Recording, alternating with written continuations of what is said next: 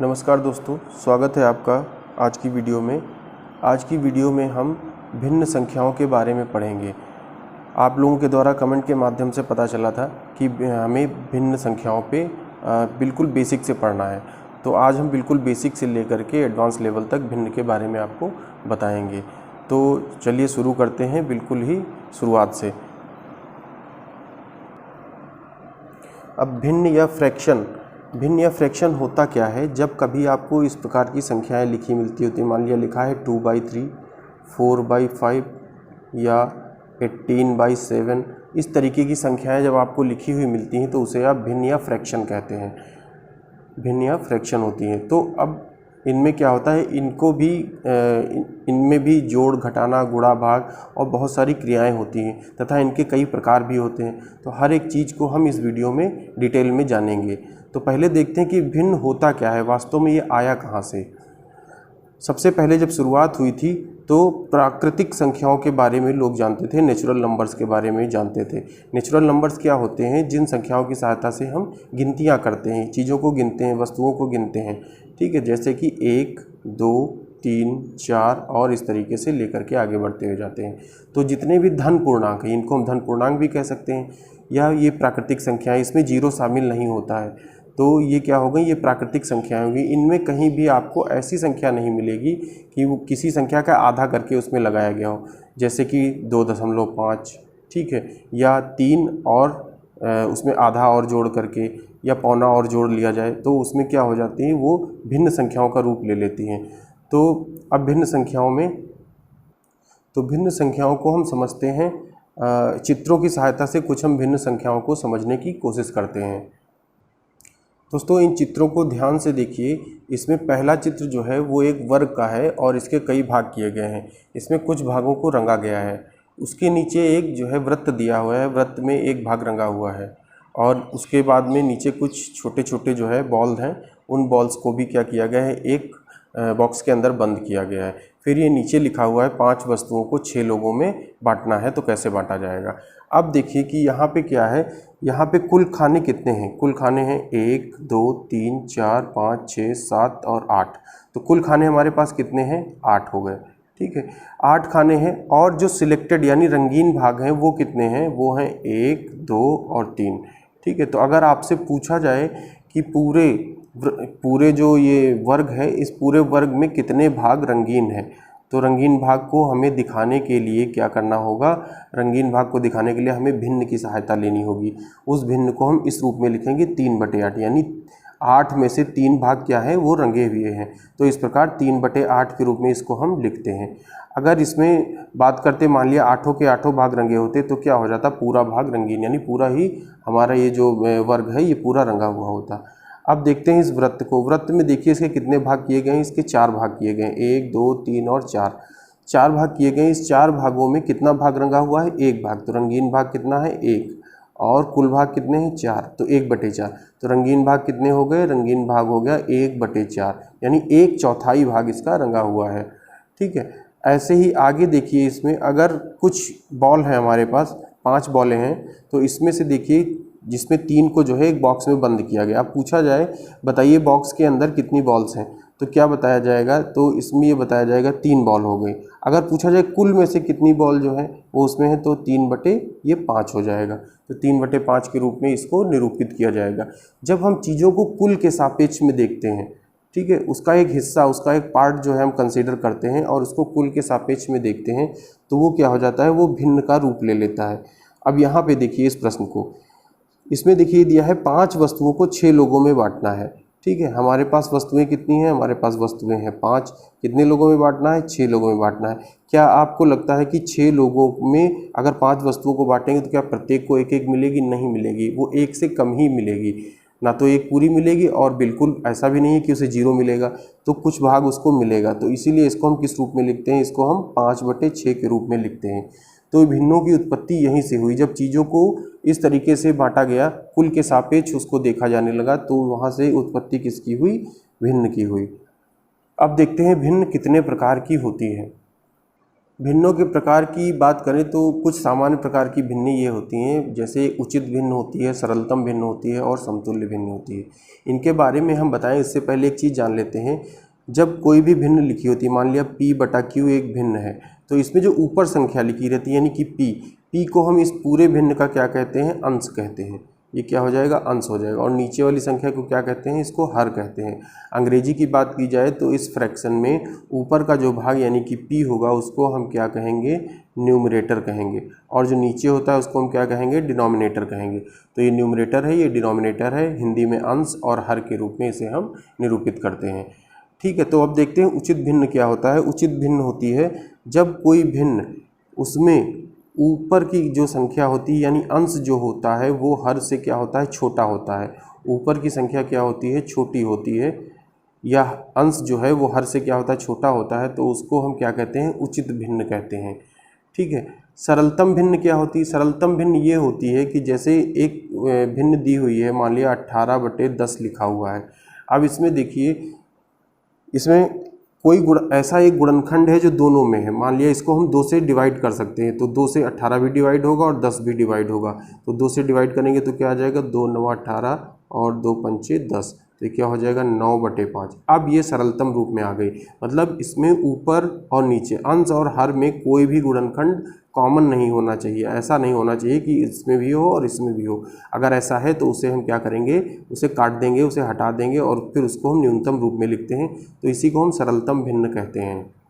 समतुल्य भिन्न की बात करते हैं। समतुल्य भिन्न वो होती है जो दूसरी भिन्नों को सरलतम रूप में लिखते हैं और उसी को दूसरी संख्याओं से गुणा करके हम उसके कई समतुल्य भिन्न बना सकते हैं। समझने के लिए देखिए, मान लिया लिखा हुआ है 4/5, तो 4/5 है। अगर हम ऊपर भी 2 से गुणा करें और नीचे भी 2 से गुणा करें, यानी एक कॉमन फैक्टर, कॉमन गुणनखंड जो है दोनों में जोड़ दें, तो क्या हो जाएगा, हमारा एक समतुल्य भिन्न बन जाएगी। तो 2 से गुणा करते हैं तो ऊपर हो जाएगा 8 और नीचे हो जाएगा 10, तो ये एक समतुल्य भिन्न हो गई। फिर उसके बाद देखिए, इसमें अगर हम 3 से गुणा करें, 3 से गुणा करते हैं तो 12 हो जाएगा और नीचे क्या हो जाएगा, 15 हो जाएगा। तो 12/15 भी क्या है, एक इसके समतुल्य भिन्न है। ये इसके समतुल्य भी है, ये इसके समतुल्य है, ये इसके भी समतुल्य है। तो इस प्रकार हम समतुल्य भिन्न कितनी बना सकते हैं, अनंत बना सकते हैं। इनफाइनाइट नंबर्स जो है समतुल्य भिन्नों के बनाए जा सकते हैं। उसको जब हम सरल करते हैं तो ये भिन्न क्या हो जाएगी, ये सरलतम रूप में है और ये इसके समतुल्य भिन्न हैं। तो ये हो गया समतुल्य भिन्नों का प्रकार। दोस्तों, अन्य संख्याओं की तरह भिन्नों में भी सारी गणितीय संक्रियाएं होती हैं। जैसे भिन्नों को हम जोड़ भी सकते हैं, आपस में घटा भी सकते हैं, गुणा भी कर सकते हैं, भाग भी कर सकते हैं। तो चलिए हम एक एक करके देखते हैं कि पहले कैसे क्या किया, मतलब जोड़ा कैसे जाता है। तो मान लिया कि एक भिन्न लिखी है 4/5 प्लस 7/3 दिया हुआ है। ठीक है, तो अब इनको आपस में क्या करना है, जोड़ना है। तो जोड़ने के लिए हम क्या करेंगे, 5 और 3 का क्या निकालेंगे, लासा निकालेंगे। तो लासा निकालने, या यहाँ पे देखिए लासा हम बता चुके हैं पिछली वीडियो में। तो लासा निकालना यहाँ पे क्या होगा, ये आपस में को प्राइम नंबर्स हैं। ठीक है, तो ये क्या हो जाएगा, मल्टीप्लाई से इनका लासा आएगा, तो हो जाएगा 5 3 15 हो गया। तो अब देखिए, इस 5 से इस 15 को भाग करेंगे तो जाहिर है 3 आएगा। इस 3 से हम इस 4 की मल्टीप्लाई करेंगे तो क्या आ जाएगा, 12 आ जाएगा। ऐसे ही 5 से 7 की मल्टीप्लाई करेंगे, इसको गुणा करेंगे तो हो जाएगा 7 5 35। अब इसको हम जोड़ लेते हैं तो ये हो जाएगा 7 और 3 और 1 4, 47/15। ये इसका उत्तर हो जाएगा। तो इस प्रकार से इसको हम जोड़ सकते हैं। सेम प्रोसेस क्या करते हैं, हम घटाने में भी करते हैं। मान लिया कि हमें अब घटाना हो, तो घटाने के लिए मान लिया 7/3 से हमें 4/5 को घटाना है। तो घटाएंगे तो क्या हो जाएगा, फिर वही काम करेंगे, लासा लेंगे, लासा आएगा। 5 से इसकी गुणा करेंगे तो 35 आएगा। 3 से इसकी गुणा करेंगे तो हो जाएगा 12, और इसको हम घटा करके लिख सकते हैं। 5 से 2 गए 3 और 3 से 1 गया 23 बचेगा। तो ये यहाँ पे 23 बचेगा और नीचे 15 हो जाएगा। तो इस प्रकार इसको हम घटा करके भी लिख सकते हैं। तो ये तो हो गया इनका जोड़ और घटाना। अब बात करते हैं गुणा की। तो गुणा में क्या होता है, जैसे जोड़ और घटाना मिलती जुलती क्रियाएं हैं, वैसे गुणा और भाग भी आपस में मिलते जुलते हैं। मान लिया कि एक संख्या दी है 4/5, इसको हमें गुणा करना है 7/8 से। ठीक है, ये आपस में गुणा करनी है। तो गुणा करने के लिए क्या करते हैं, ऊपर ऊपर की संख्याओं को गुणा करते हो, नीचे नीचे की संख्याओं को, यानी 4 की गुणा इससे होगी और 5 की गुणा इससे होगी। तो उससे पहले हम देख लेते हैं कि क्या कोई गुणनखंड ऐसा है जो इसमें कॉमन है। अब ये देखिए 4 है, 4 से ये 8 कट जाएगा, 4 एकम 4, 4 दूनी 8, बचेगा क्या 1/2। अब इस 1 की 7 से गुणा करिए तो 7 आ जाएगा, 5 की 2 से गुणा करिए तो क्या आ जाएगा 10 आ जाएगा। तो इस प्रकार से ये गुणा हो गई। अब बात करते हैं भाग की। तो भाग में क्या होता है, भाग में ये गुणा ही होती है एक तरीके से, बस थोड़ा सा उसमें बदलाव करके हम इसको गुणा कर लेते हैं। जैसे 4/5 को हमें भाग करना है 7/8 से, तो इसको हम सीधे भाग ना करके क्या करेंगे, इसको हम लिखेंगे 4/5, भाग को गुणे में बदलेंगे और इसको उल्टा कर देंगे तो ये हो जाएगा 8/7। अब ये गुणा हो गया। अब देखिए यहाँ पे कुछ कटेगा नहीं, तो हो जाएगा 4×8 32 और नीचे 5×7 35 हो जाएगा। तो इस प्रकार उसका उत्तर ये आ जाएगा, यानी भाग करने पे हमें ये मिलेगा, गुणा करने पे ये मिलेगा। तो इस प्रकार से हम गुणा और भाग को आसानी से कर सकते हैं। दोस्तों कभी कभी हमें गणित में दशमलव दिया हो, दशमलव की एक संख्या दी होती है, उसे भिन्न में बदलने की आवश्यकता पड़ती है, और कभी कभी भिन्न को दशमलव में बदलने की आवश्यकता पड़ती है। ऐसा हमारे प्रश्नों पर निर्भर रहता है कि हम किस चीज़ को उठाते हैं। तो ये देखिए दशमलव को भिन्न में और भिन्न को दशमलव में कैसे बदलेंगे। तो इसको बदलने के लिए क्या करना पड़ता है। मान लेते हैं कि एक संख्या दी है 4.25, ये हमारे पास दिया हुआ है, एक दशमलव की संख्या है। सबसे पहले हम दशमलव को भिन्न में बदलेंगे। तो इसमें क्या करना होता है, इसके नीचे हम एक लाइन खींचेंगे, दशमलव को देखिए, दशमलव के नीचे हम 1 लिखेंगे, ठीक है। और उसके बाद देखेंगे कितनी संख्याएं, कितनी संख्याएं हैं 2, तो हम इसको 2 संख्याएं ये बढ़ा लेते हैं, ठीक है। अब क्या करेंगे, इसको हटा देंगे, तो ये हो जाएगा 425/100। अब देखते हैं इसमें कोई कॉमन गुणनखंड है, यानी इसको हम सरलतम रूप में ले आते हैं। तो 5 से काटेंगे इसको, तो हो जाएगा 5×8 40, 2 × 25, इसको 5 से काटेंगे तो हो जाएगा 5 दूनी 10 और ये 0। फिर 5 से काट लीजिए तो ये हो जाएगा 5 × 5, 5×7 35, 5 से इसको काटिए, 5 × 20, ये आ गया 17/4 आ गया। तो ये हो गया इसका उत्तर, यानी कि दशमलव को हमने क्या किया, भिन्न में बदल दिया। अब देखते हैं कि इसको वापस से भिन्न, इसको दशमलव में कैसे बदला जाएगा। यानी हमारे पास भिन्न है और भिन्न को हम दशमलव में कैसे बदलेंगे। तो इसमें क्या करना पड़ता है, इसमें जो नीचे हर होता है, हर से अंश को हम क्या करते हैं, भाग करते हैं। तो 17/4 को हमें क्या करना है, इसको दशमलव में बदलना है। दशमलव में बदलने के लिए हम क्या करते हैं, इस अंश को इस हर से भाग करते हैं, यानी हमें 4 से भाग करना पड़ेगा 17 को। तो इसको भाग करते हैं, 4 × 16, कितना बचेगा, 1 बचेगा, दशमलव लगाते हैं, यहाँ 0 आएगा, फिर 2 बार में जाएगा तो 8 होगा, यहाँ से 2 बचेगा, दशमलव लगते हैं, यहाँ 0 आएगा, तो ये अब कितनी बार में जाएगा, 5 बार में जाएगा, और ये पूरा ख़त्म हो जाएगा, यानी 4.25 वापस से हमारा आ गया। तो इस प्रकार से हम इसको आपस में इंटरचेंज कर सकते हैं। अब इसमें एक प्रकार और आता है, कभी कभी हमें भिन्नों का ये रूप दिखाई पड़ता है, तो इसको हिंदी में तो सही भिन्न कहते हैं। तो इसको जब बदलते हैं हम, इसको हमें फिर से प्रॉपर भिन्न में बदलना होता है, तो हम क्या करते हैं, इसमें वास्तव में ये लिखा होता है इस तरीके से 2 + 1/3। अब चाहे तो हम इनको जोड़ लें, यहाँ पे /1 मान करके इसको जोड़ लें तो भी आएगा, या इसको आसान तरीके से बदलने के लिए हम क्या करते हैं, इसकी गुणा करते हैं, उसमें इसको जोड़ देते हैं। तो 3 दूनी 6, 6 और 1 कितना हुआ 7, तो ये हो जाएगा 7/3। वापस से इस 3 को लिख लेंगे।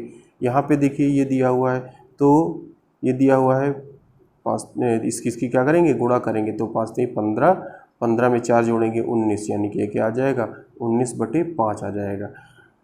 अब इसको वापस से इसमें बदलने के लिए क्या करना होगा, इसमें बदलने के लिए हम क्या करेंगे, इससे भाग करेंगे, लेकिन ध्यान रहे दशमलव से पहले तक, ठीक है। तो भाग करते हैं, मान लिया 5 और 19 से ऐसे भाग करते हैं, तो भाग करेंगे तो ये क्या हो जाएगा, 5 × 15, 3 बार में जाएगा, कितना बचेगा, 4 बचेगा, ठीक है। तो ये हो जाएगा 3 सही 4/5। इधर से इसको हम पढ़ते हुए चलेंगे, 3 सही 4/5, यानी लिखेंगे क्या, 3 सही 4/5।